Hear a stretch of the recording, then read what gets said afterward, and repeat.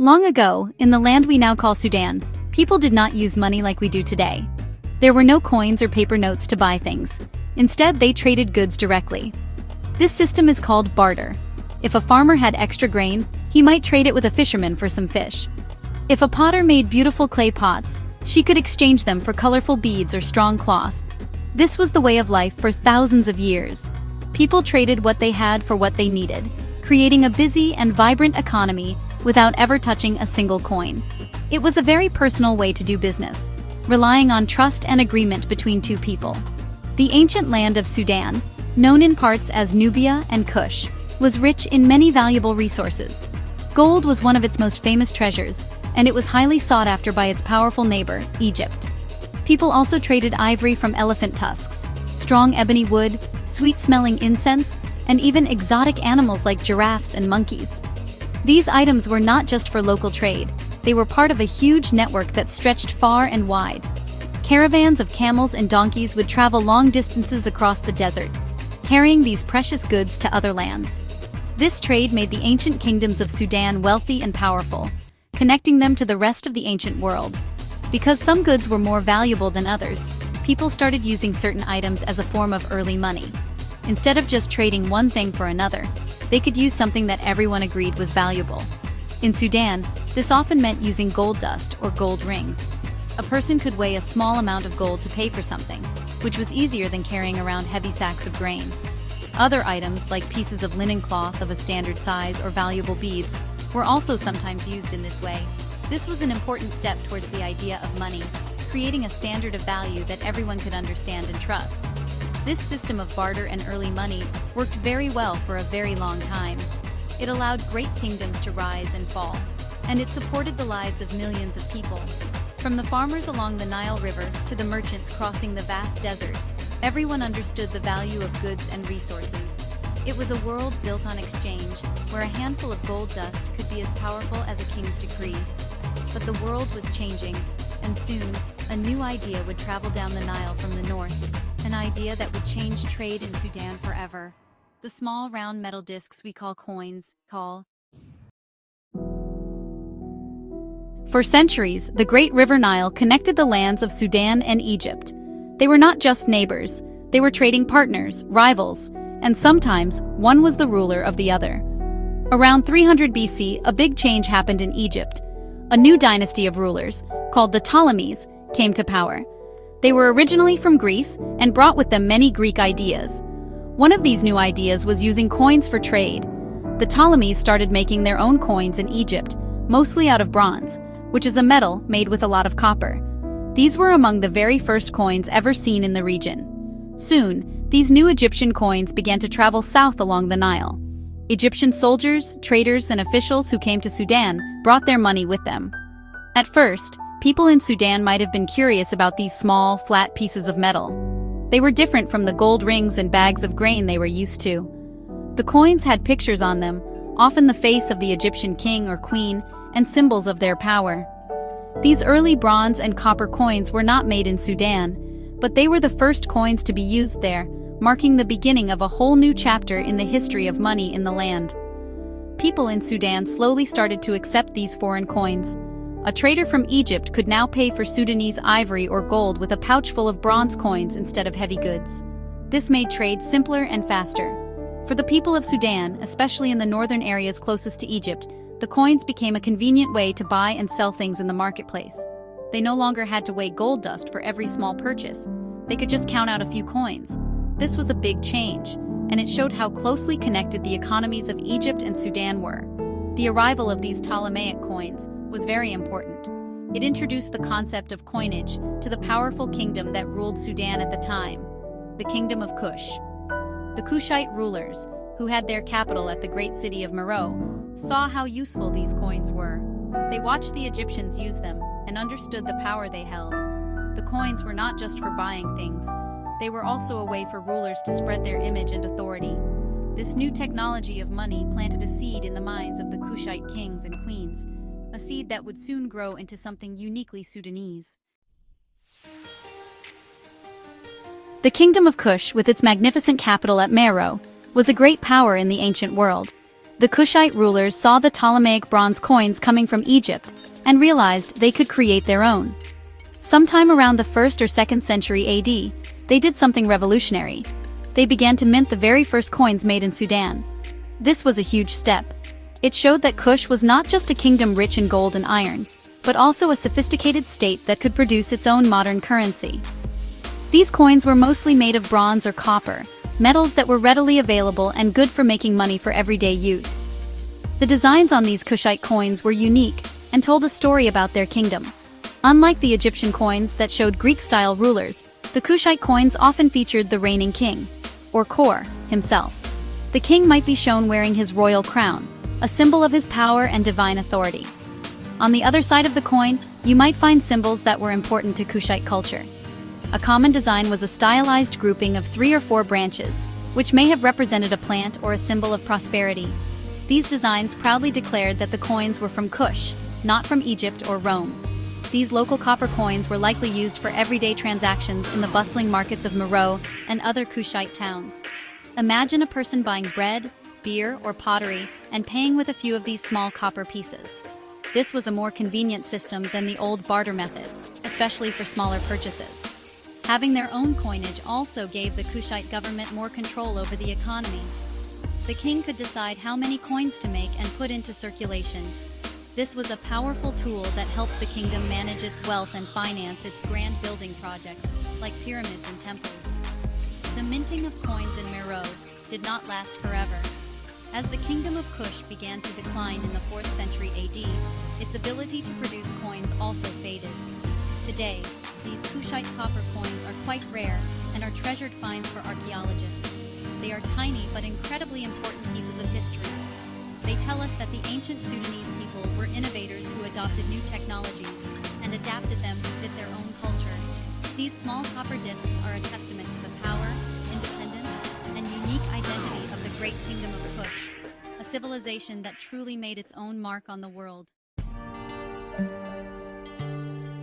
After the fall of the great Kingdom of Kush, new kingdoms rose in Sudan. These were the Christian kingdoms of Nobatia, Makuria, and Alwa, which flourished for nearly 1,000 years. During this long period, it seems that these powerful kingdoms did not mint their own coins. This is a puzzle for historians and archaeologists. Despite their wealth, impressive churches, and strong armies, we have found no evidence of a local currency made by the Makurian or Alwan kings. Instead, it appears that trade continued using other means, perhaps returning to barter for local exchanges, or using something else as a standard of value. However, coins did not disappear from Sudan entirely. Because these Christian kingdoms were part of a vast trading network, foreign coins continued to arrive and circulate. Archaeologists have found coins from the Byzantine Empire, the great Christian power to the north, in the ruins of Sudanese towns. They have also found coins from the Islamic caliphates in Egypt and the Middle East. These coins, made of gold, silver, and copper, were brought by merchants traveling along the Nile and the desert trade routes. They were valuable not just for their metal, but as a recognized form of money that could be used in international trade. So, while a farmer in a small village along the Nile might still trade his dates for a piece of cloth, a wealthy merchant in the capital city of Dongola might use Egyptian Islamic coins, called dinars and dirhams, to buy luxury goods. The economy was mixed. For everyday local needs, people likely relied on barter. For high-value, long-distance trade, they used the reliable and widely accepted coins from powerful foreign empires. The rulers of the Christian kingdoms probably collected these foreign coins as taxes and used them to fund their state and pay their soldiers, even if they did not produce their own. When Islam gradually became the dominant religion in Sudan starting in the 14th and 15th centuries, this pattern continued. The new Islamic sultanates, like the Funj Sultanate based at Sennar, also seemed to rely heavily on foreign currency, especially coins from Egypt. While there are some very rare examples of locally made Islamic coins from this time, they were not produced in large quantities. For the most part, the economy ran on a combination of barter and the circulation of money minted elsewhere. This reliance on foreign coins would remain a key feature of the Sudanese economy for centuries to come. Starting in the 16th century, a new and powerful force entered the region, the Ottoman Empire. The Ottomans conquered Egypt and extended their influence south into northern Sudan. With them came their currency.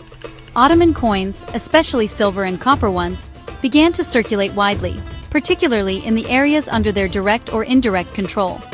These coins were minted in places like Cairo and Constantinople, which is modern-day Istanbul, and featured the intricate calligraphy of the Ottoman sultans' names and titles. They became a common sight in the markets of northern Sudan, adding yet another layer to the country's complex monetary history. This period also saw the rise of some local Islamic states in Sudan, most notably the Funj Sultanate in the central regions and the Kira Sultanate in Darfur in the west. For a long time, these powerful sultanates also relied mostly on foreign coins for trade. However, there is some evidence, particularly from the Kira Sultanate of Darfur, of local coin production. These rulers began to mint their own coins, though often in a simple and crude style. These were often made of copper or tin and were likely intended for local use within the Sultanate's borders. The minting of these local Islamic coins, while not widespread, was a significant declaration of sovereignty. When a ruler mints a coin, he is stamping it with his authority. The coins from Darfur, for example, often had the name of the Sultan on them. This sent a clear message that the Sultan was an independent ruler, not subject to the authority of the Ottomans or any other power. Even if the coins were not perfectly made, they were a powerful symbol of local identity and political independence, much like the Kushite coins had been over 1,000 years earlier. Throughout this period, from the 16th to the 19th century, the monetary situation in Sudan remained very mixed. In a single large market, you might find Ottoman coins, Egyptian coins, maybe even some older European coins brought by traders, and in certain areas, the rare local coins of the Darfur Sultan. At the same time, many people, especially in rural areas, would still be trading goods directly through barter. This complex system reflected Sudan's position as a crossroads of Africa, where different cultures, empires, and economies met and mingled. The coins they used tell this story of connection and independence. In the late 19th century, a major upheaval changed Sudan forever. A religious and political leader named Muhammad Ahmad declared himself the Mahdi, the Guided One, and led a successful revolution against the Turco-Egyptian rule. He established a new independent state known as the Mahdist State. The Mahdi and his successor, the Khalifa Abdullahi, knew that a truly independent state needed its own currency. So, they quickly set about creating a whole new system of money, moving away from the Egyptian and Ottoman coins that had been used for so long. This was a revolution not just in politics, but also in coinage. The Mahdist State established a mint in its capital city, Omdurman. Here, they began producing a large number of coins in gold, silver, and, importantly, copper. The copper coins were essential for the everyday economy, allowing ordinary people to buy and sell goods in the marketplace. The creation of this currency was a powerful symbol of the Mahdist State's break from the past and its status as a new sovereign power. They collected old coins and melted them down to create their own, stamping them with the identity of the new Mahdist government. The designs of the Mahdist coins were distinctly Islamic but unique to their state. They did not feature portraits of rulers, as this was considered un-Islamic. Instead, they were covered in beautiful Arabic calligraphy. The coins typically stated where they were minted, Omdurman, and the date according to the Islamic calendar. They also often included religious phrases or the names of the Mahdi and the Khalifa. The style was often simple, as they were sometimes made in difficult conditions, but the message was clear. This was the currency of a new Islamic state, founded on the Mahdi's teachings. The copper coins of the Mahdist period played a vital role in the daily life of the state. They were used to pay soldiers, purchase supplies for the army, and facilitate trade among the people. The value of these coins could change depending on the fortunes of the state in its wars and the availability of metal. Despite these challenges, the Mahdist coinage represents a fascinating and important chapter in Sudan's history. It was a bold and successful attempt to create a complete, independent monetary system from scratch, reflecting the revolutionary spirit of the time. The Mahdist State came to an end in 1898 when an Anglo-Egyptian army conquered Sudan. This began a new period of colonial rule that would last for over 50 years. The new government, known as the Anglo-Egyptian Condominium, quickly took control of the country's finances. One of their first acts was to abolish the Mahdist currency. The gold, silver, and copper coins of the Mahdi were withdrawn from circulation. In their place, the government introduced Egyptian money as the official currency of Sudan. Once again, Sudan was using coins minted in another country. For the first half of the 20th century, the money used in Sudan was Egyptian. The coins and banknotes featured the portraits of Egyptian kings and, later, the symbols of the Egyptian Republic. These coins came in various denominations, including copper and bronze pieces for small transactions. The British, who held the real power in the condominium government, ensured that the currency was stable and reliable. This helped to integrate Sudan into the wider regional and global economy, which was dominated by the British Empire. Sudanese people adapted to using this new money for all their daily needs. As the years went by, a sense of national identity grew stronger among the Sudanese people. They began to dream of a future where they would govern themselves. The movement for independence gained momentum after World War II. Leaders emerged who called for an end to colonial rule and the creation of a new, sovereign Sudanese nation. This political struggle was also a struggle for a national identity. People wanted a country with its own flag, its own government, and eventually its own money. The Egyptian coins in their pockets were a constant reminder that their country was not yet fully their own. Finally, on January 1, 1956, Sudan became an independent country. This was a moment of immense joy and pride. The new nation had to build all the institutions of a modern state, from a parliament to an army. One of the most important and symbolic tasks was to create a national currency. The leaders of the newly independent Sudan knew that having their own coins and banknotes was a crucial step in showing the world and their own people that Sudan was truly free. The stage was set for the return of a truly Sudanese coinage, for the first time in nearly 60 years. With independence achieved in 1956, the new Republic of Sudan faced the exciting task of creating its own currency. A special committee was formed, called the Sudan Currency Board, to manage this important project. Their job was to design and issue the very first coins and banknotes of the independent nation. This new currency would replace the Egyptian pounds and piastres that had been in use for decades. The new currency was named the Sudanese pound, just like the British currency, but it was uniquely Sudanese. This was a powerful moment, as the country could finally hold its own money in its hands. In 1956, the first series of Sudanese coins was introduced. These coins came in several denominations to help with all kinds of purchases, big and small. The smaller value coins, essential for everyday life, were made of bronze, a metal rich in copper. These were the 1, 2, 5, and 10 millim coins. The designs chosen for these coins were very symbolic. Instead of a ruler's portrait, the coins featured a camel rider, representing Sudan's traditional desert culture and its history of trade caravans. This image, of a man in traditional robes on a graceful camel, became an iconic symbol of the new nation. The other side of the coins also carried a message of national pride. It showed the value of the coin written in Arabic script, surrounded by a decorative border. The name of the country, the Republic of Sudan, was proudly displayed. Everything about the coins was designed to celebrate Sudan's newfound freedom and rich heritage. Using bronze and copper for the everyday coins was also a practical choice. These metals were durable and affordable to mint, ensuring that there would be enough money for everyone in the country to use for their daily shopping at the market. The introduction of these new copper and bronze coins was a huge success. People across Sudan eagerly exchanged their old Egyptian money for the new Sudanese pounds. Holding a coin with a camel rider on it was a tangible symbol of their independence. It was a reminder that they were now citizens of a free and sovereign nation. These first coins of independent Sudan, especially the humble copper and bronze ones, hold a special place in the country's history. They represent the hopes and dreams of a nation at the moment of its birth, a metallic testament to freedom and a new beginning. The history of currency in Sudan has seen many changes since those first independent coins were made in 1956. Over the decades, due to political changes and economic challenges like inflation, the currency has been reformed several times. The original Sudanese pound was eventually replaced by the dinar, and then the country returned to using a new version of the pound. With each change, new coins were designed and minted. The small value millimes, once made of copper and bronze, fell out of use as prices rose.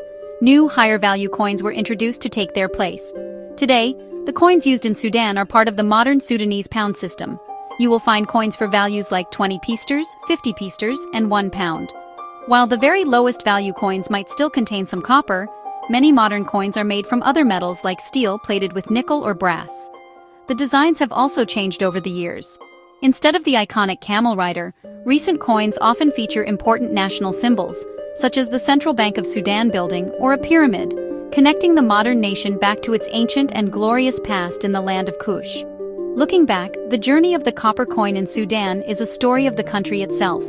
It began with the arrival of the first bronze coins from Egypt, introducing a new idea to the ancient Kushites. The Kushites then took this idea and made it their own, creating the first local copper coins as a symbol of their power. For centuries that followed, Sudan used a mix of foreign currencies, a sign of its place as a crossroads of trade and empires. The Mahdist State forged its own copper coins in a fire of revolution, declaring its independence to the world. Finally, the bronze and copper coins of 1956 became a joyful symbol of a newly free nation. From the ancient bronze pieces of the Ptolemies to the modern coins in people's pockets today, the story of copper coinage in Sudan is a rich and fascinating one. Each coin is a small piece of history, telling a tale of trade, power, religion, and identity. They show how Sudan has always been connected to the wider world while also maintaining its own unique and resilient character.